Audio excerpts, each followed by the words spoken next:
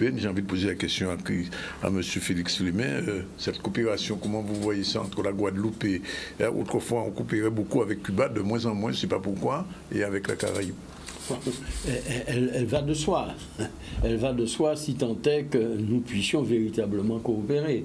En fait, aujourd'hui, bon, nous avons des échanges sporadiques, nous ne sommes pas intégrés dans la Caraïbe. Bon, c'est un vrai débat, une vraie question. Notre développement passe par notre intégration Caraïbe et passe par la capacité de la Caraïbe d'exister au monde, politiquement, économiquement. Mais ça suppose, pour ce qui nous concerne, que nous ayons les moyens politiques de nous inscrire dans une coopération pour notre propre compte et non pas être, j'ai envie de dire, les chevaux de Troie de l'Europe et de la France dans la Caraïbe. Mais singulièrement, bon, sur les déchets, nous avons déjà, j'ai presque envie de dire, nous sommes en train, ça fait comme si nous voudrions expliquer à Haïti comment faire, alors que nous-mêmes, nous ne savons pas trop comment faire. Alors, je reviens avec vous sur une actualité qui nous concerne un petit peu, même de loin. Aujourd'hui, Carenco arrive en Guyane. Ce week-end, enfin la semaine dernière, les Guyanais, avec leur nouveau président de collectivité, ont beaucoup réfléchi sur la question du changement statutaire vers l'autonomie. La Guadeloupe, on a l'impression que par rapport à la Guadeloupe et la Martinique, on a pris un peu de retard. Oui, enfin, pris du retard. C'est-à-dire que chaque... Entre guillemets. Oui, c'est ça. Chaque pays avance à son rythme, avance dans son contexte particulier. La Guyane vient effectivement de tenir un congrès où il s'est dit des choses intéressantes. Les Guyanais, les élus guyanais ont avancé sur une démarche. Ils l'ont fait quasiment à peu de choses près dans un consensus. Oui, il y a deux ou trois choses qui sont à revoir. Bon. La question pour nous n'est pas de faire, encore une fois, dans le copier-coller, dans le mimétisme. La question de la Guadeloupe, comme l'ensemble des dernières colonies françaises, est tout simplement la suivante.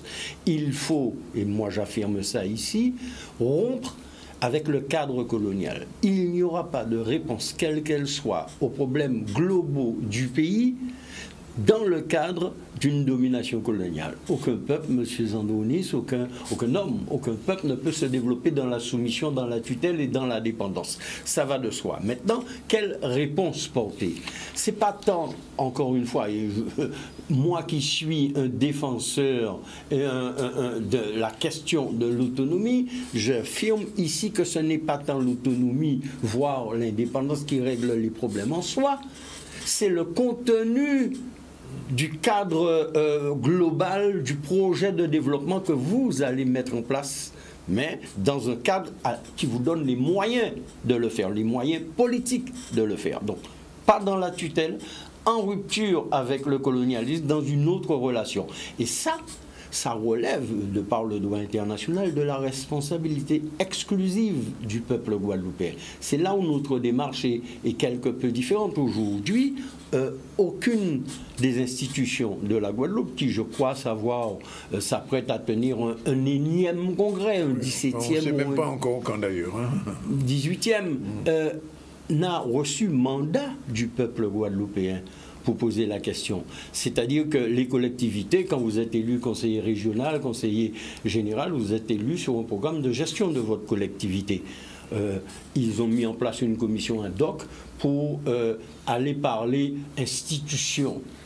En fait, on sait très bien que l'appel de Fort-de-France n'a été qu'un habillage par le gouvernement qui a mis en place un cadre pour précisément enfermer la question dans le cadre des institutions françaises, c'est-à-dire la question de notre émancipation. Pour la contourner, eh bien, on se propose de mettre en place un nouvel habillage de la colonisation via ce qu'ils appellent la différenciation. La vraie question et la vraie méthode surtout, c'est de donner la parole au peuple guadeloupéen, seul habilité à décider pour lui-même. Et pour ça, je reviens à une proposition et qui me semble la plus démocratique qui soit.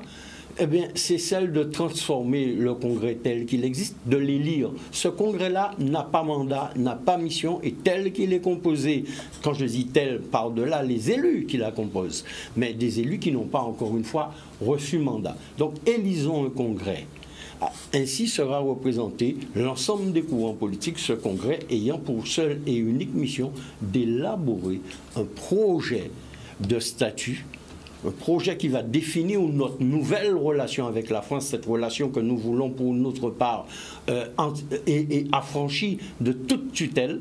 Et c'est dans le cadre de cette élection-là, donc légitimement la représentation guadeloupéenne aura la légitimité pour négocier avec le gouvernement français, quel qu'il soit, de nouvelles relations. Ça veut dire le cadre statutaire nous permettant de mettre en place le projet que nous aurons élaboré, le nous, c'est-à-dire la Guadeloupe avec son peuple, avec l'ensemble des forces politiques, économiques, sociales, culturelles qui s'inscrivent dans une démarche d'émancipation. Voilà ce que nous portons et arrêtons aujourd'hui de nous opposer, de nous diviser, sachant que la division fait le jeu du système en place. Dans ce système-là, pas de salut pour le pays. Alors, même si on peut dire que la Guadeloupe n'a pas copié sur X ou telle colonie, mais on remarque quand même, bon, il y a eu ça en Guyane. L'autre semaine, c'était en Polynésie, qui a eu aussi une avancée assez significative. Et que nous saluons par ailleurs. C'est l'occasion pour moi ici de féliciter. Je l'ai déjà fait. Bowser, Moati, qui vient d'être élu à la tête de la collectivité territoriale de Polynésie, représentant des indépendantistes polynésiens. Nous saluons cette démarche-là. Vous savez, il n'y a pas de copier-coller précisément, mais ce qui est important à comprendre, c'est que la décolonisation, c'est un processus. Vous n'allez pas dormir colonisé, vous réveiller demain décolonisé. C'est bien une démarche, c'est un processus, et c'est à nous d'appréhender ça ici en Guadeloupe. Encore une fois, nous souffrons de quoi? De l'absence d'une force politique pour conduire la lutte de décolonisation. Parce que la décolonisation, elle va s'arracher dans le cadre de rapports de force. Rapport de force, mobilisation populaire, mais rapport de force aussi électoral. L'élection, c'est un moyen d'un rapport de force. Le rapport de force des masses. Et quand je dis des masses, c'est du peuple guadeloupéen, mais singulièrement pour donner un contenu progressiste au projet. Eh bien, les travailleurs, ceux qui font la richesse, ceux qui font le pays, doivent être l'élément moteur dans le cadre de ce rapport de force à construire.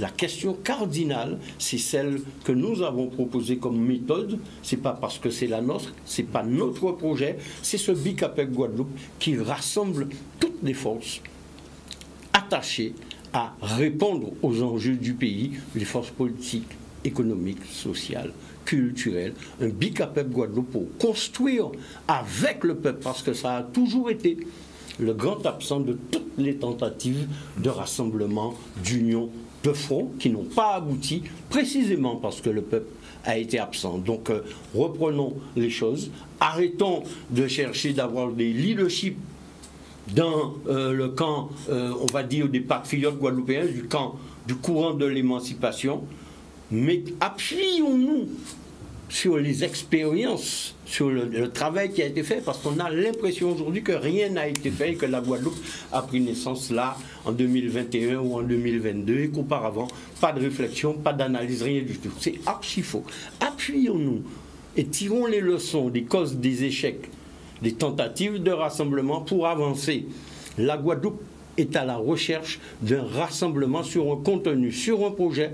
Elle n'est pas à la recherche de je ne sais trop quel leader maximaux, de ne sais quel homme providentiel qui, du haut de son chapeau, va pouvoir répondre aux enjeux du pays. Rassemblons-nous sur un contenu pour créer le rapport de force nécessaire face au colonialisme français. Ça signifie que le Parti communiste guadeloupéen est prêt à prendre son bâton de pèlerin pour essayer de fédérer un petit peu les différents courants, j'ai envie de dire, de la gauche à l'extrême, des patriotes aux modérés. Nous n'entendons pas fédérer autour de nous.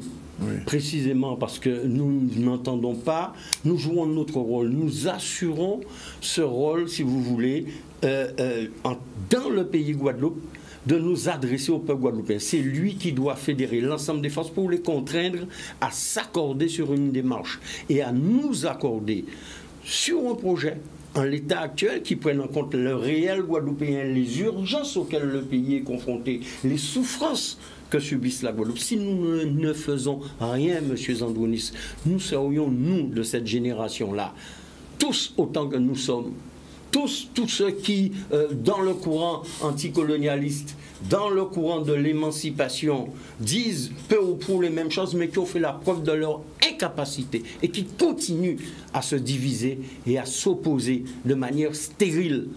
Notre responsabilité vis-à-vis des générations qui viennent, c'est bien aujourd'hui de nous mettre d'accord sur un projet global et de nous donner la force politique unie pour conduire la lutte d'émancipation du peuple guadeloupéen.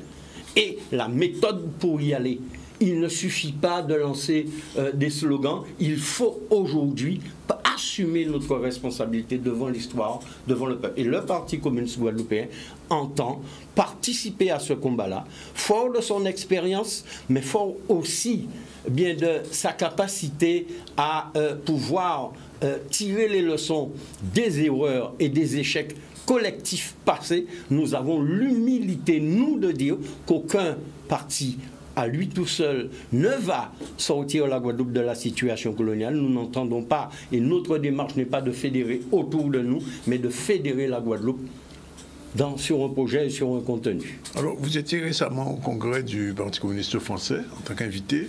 Le secrétaire général du Parti communiste français a été élu à plus de 80%.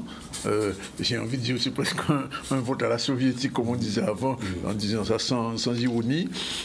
Est-ce que en France, par exemple, ce parti-là va dans le même sens que le PCG sur la voie de la décolonisation? Parce que quelquefois, il y a eu des tendances, certains partis d'extrême gauche. Je prends le cas du parti de M. Mélenchon. J'ai reçu récemment ici l'un de ses représentant qui m'a dit je suis ici en France. Alors, pour rectifier, non, ce n'était pas au congrès du parti. Nous avons été invités au congrès du Parti communiste français, nous n'y étions pas. Nous avons répondu à une invitation sur un colloque que les élus, les parlementaires français de l'Assemblée nationale française et du Sénat ont fait sur, on va dire, la relation de ce qu'eux ont appelé l'outre-mer avec la République. Nous nous sommes fait fort de rappeler que nous sommes nous, l'outre-mer de quiconque. Nous sommes là où nous sommes. Nous réfutons d'être considérés comme un outre-mer, un au-delà, encore moins des ultramarins.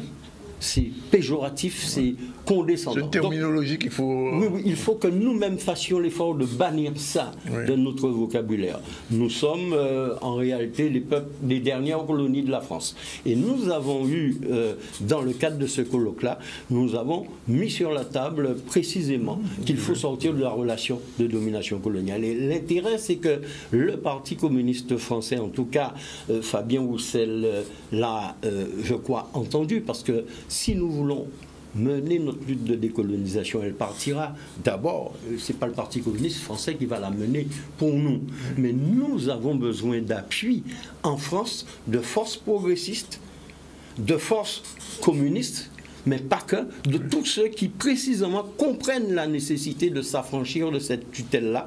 Et aujourd'hui, le Parti communiste français a entendu, mais il ne fera pas à notre place, la nécessité de construire une réponse et d'appuyer éventuellement notre démarche, mais à condition que nous parlions, nous, d'une voix forte ici. Et nous avons mis sur la table, nous l'avions fait au mois de septembre, ça a été repris là très récemment le 29 mars, nous avons mis sur la table la nécessité de poursuivre et de faire à nouveau le congrès de Morne-Rouge. C'est pas refaire le congrès bis de Morne-Rouge, mais de remettre sur la table ce congrès fondateur sur la démarche pour aller vers l'autodétermination. Et le Parti communiste français a intégré ça dans sa réflexion, à charge pour lui en son sein, au sein du peuple français, auprès de la classe ouvrière et des progressistes français, de comprendre la nécessité d'une nouvelle relation entre notre pays, notre peuple et la France, parce que la question, c'est bien de rompre avec la colonisation, ce n'est pas forcément de rompre avec la France en tant qu'État, mais c'est construire une autre relation de partenariat, de coopération, une relation basée sur des relations internationales, fondée sur la justice, le respect du droit des peuples. De Morne-Rouge Rouge avait rassemblé pratiquement tous les PC des dernières colonies. Et pas que. Il avait rassemblé aussi des forces progressistes, aussi bien syndicales que politiques et qu'associatives. Les unions des femmes guadeloupéennes étaient présentes. Donc c'est bien cette démarche, si vous voulez, qui traverse l'ensemble de la société sur un projet que nous inscrivons aujourd'hui dans la conquête d'une autonomie, étant entendu que la totale souveraineté, c'est un processus. L'autonomie, c'est aujourd'hui une souveraineté partagée avec la France. Pour l'important, c'est le contenu du projet que nous devons mettre en œuvre dans l'intérêt de notre pays, dans l'intérêt des générations qui viennent. Donc c'est pour ça que nous revendiquons cette autonomie politique, mais une autonomie qui n'est pas factice, une autonomie qui n'est pas octroyée, une autonomie qui ne relève pas de la loi organique votée par les parlements français, mais bien d'une négociation de la Guadeloupe avec l'État et les gouvernements français. Juste une précision sur ce congrès de Morne Rouge, entre guillemets, bis, il y a un calendrier Non, il n'y a pas de calendrier. Nous avons porté ça et nous entendons, si vous voulez, construire ça. On prend en compte, par exemple, à Morne Rouge, les Polynésiens n'étaient pas là. Mais on prend en compte ce qui évolue. Ce qui change au niveau des dernières colonies, il y a la situation de la Kanaki, il y a la situation actuellement de la Polynésie. On ne sait pas s'ils vont vouloir s'y intégrer. Je rappelle que la Convention de Morne Rouge avait rassemblé les dernières colonies françaises, les départements, à l'initiative des partis communistes guadeloupéens, martiniquais et réunionnais. Et comme je vous l'ai dit, ouvert aux forces progressistes de ces trois pays-là. Nous avons remis les choses sur la table.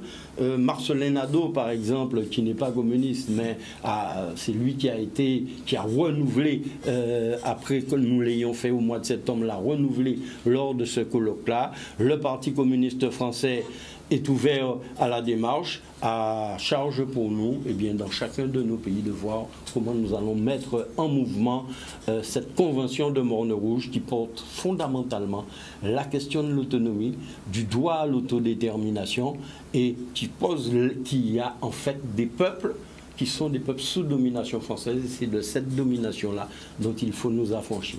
Un dernier mot, il n'y aura peut-être pas de fête de l'étincelle cette année, mais vous préparez quelque chose pour l'année prochaine déjà? Oui, l'année prochaine, ce sera le 80e anniversaire du journal L'Étincelle qui coïncide avec la création du mouvement communiste en Guadeloupe. Donc nous avons choisi non pas de faire l'impasse, mais de nous donner le temps de préparer ce grand événement qui est le 80e anniversaire du journal L'Étincelle en 2024. Donc, ce sera en mai ou en juin? Ce sera au mois de juin.